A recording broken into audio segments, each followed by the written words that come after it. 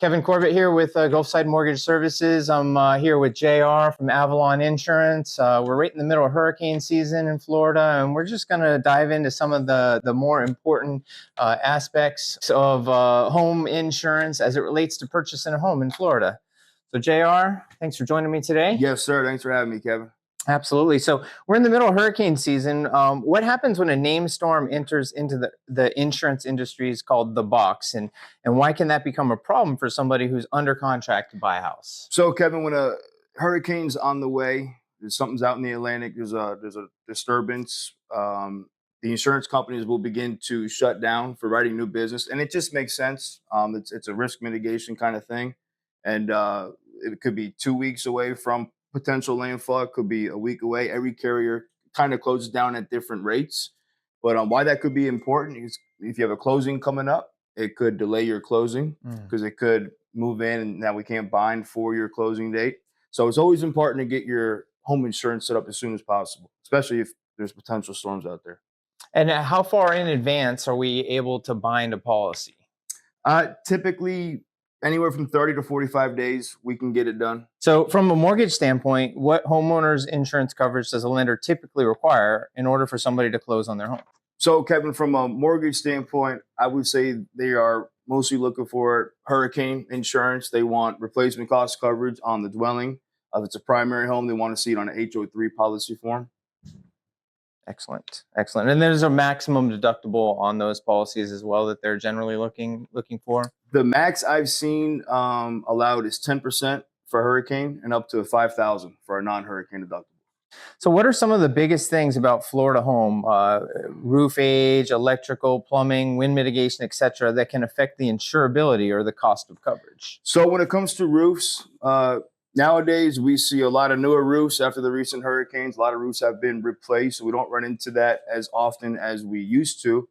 But typically for a shingle roof, you want it to be less than 15 years old. If it's getting between 10 to 15, it's pushing it in age.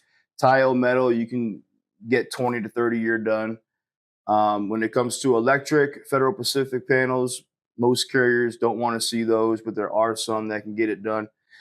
Mainly you want to see upgrades. If it's an older home, 02 or older, 01 or older, you want to see updates on the plumbing, the AC, electric, the roof. More updates, the better. So let's talk flood insurance for a second here. What's the difference between the common flood zones we see here, particularly the X, the AE, and the VE zones? That's a great question, Kevin. The VE zone, you're going to notice that is more coastal. Think barrier islands, intercoastal waterway. That's going to be your highest risk flood zone, the greatest premium out there in the VE flood zone. AE is going to be, if you look at it to buy in a flood zone, it's going to be the most common zone you see. And that you guys would require flood insurance or something like that. The X zone is going to be what they call the less risky flood zone. I like to say all of Florida is in a flood zone. We saw homes in the X zone flood during Hurricane Ian, actually. So that opened up some people's eyes. X, you guys would not require flood insurance for a mortgage. So if I'm buying a home in an X flood zone and my lender doesn't require flood insurance, why might I still want it? So in an X flood zone, you're going to find the prices are going to be more affordable than an AE flood zone. And also we saw, even with Hurricane Ian, like we just talked about, homes in an X flood zone, they do flood. All Florida is a flood zone. Just because it's flood zone X, it's not immune from flooding. If water comes in the home, it is very important to know from a flood, your home insurance policy will not respond. And another piece on the X flood zones, there's different things we could do to help with affordability on these policies too. We don't have to max out your coverages as far as dwelling or personal property. We can give you a policy which is say $100,000 on the dwelling and lower contents coverage, and it really helps the price. You'd be surprised, and then at least you have some kind of coverage, and it gives you some kind of peace of mind instead of paying full price. And now I'm to understand that the flood insurance also covers things like groundwater flooding. It doesn't necessarily need to be coastal flooding from like storm surge. Is that accurate? That is accurate. So I like to say any rising body of water, natural rising body of water from outside the home entering the home would be flood insurance. It could be from rainwater sitting over the home for an hour with a rainstorm or a hurricane sitting over for a long time. It builds up in the ditch, creeps up the driveway, creeps up the stoop. Now it's in the house. That's flood insurance. It could be storm surge. Yeah, both floods. What's something homeowners are often surprised to learn isn't covered by their regular homeowners insurance policy, especially when it comes to hurricanes and flooding?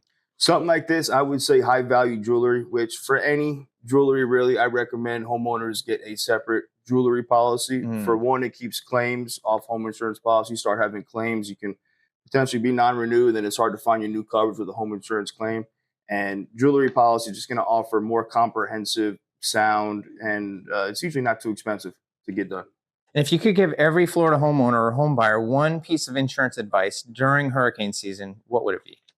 I would say to make sure your policy's paid. Make sure it's paid. Make sure it's active. Make sure you have a copy of your declaration page. That's your policy summary. It's going to have phone numbers on it, coverage information. All you really need if you're running out of the house and take something with you about the home insurance, take your declaration page. That's going to have your info on it. And stay calm. Be prepared. You can start a few months in advance.